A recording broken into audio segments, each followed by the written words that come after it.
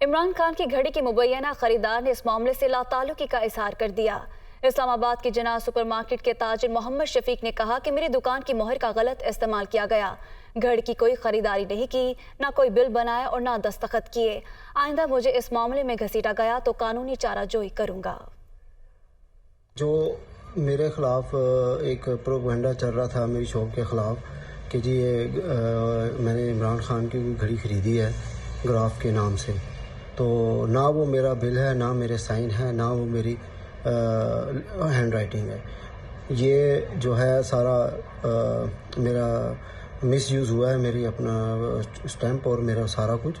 تو میں اس چیز پہ بڑا یہ کافی عرصے سے میں خاموش تھا، صرف اسی وجہ سے کہ شاید اس میں کوئی خاموشی آ جائے، لیکن وہ مجھے ہر طرف سے بڑے پریشانی ہوئی اور اس کا میں بالکل ڈینائی کرتا ہوں کہ نہ میں نے وہ واچ خریدی اور نہ مجھے اس کا کچھ علم ہے۔ اگر کوئی دوبارہ مجھے اس معاملے میں کوئی اگر گھسیٹا جائے گا تو میں اس کا قانونی جو ہے کچھ کروں گا، کیونکہ میں بہت پریشانی کے میں نے یہ ٹائم گزارا ہے اور اس میں کیونکہ مجھے اپنا کاروبار بند کرنا پڑ گیا، اسی وجہ سے مجھے دکان بھی بیچنی پڑ گئی۔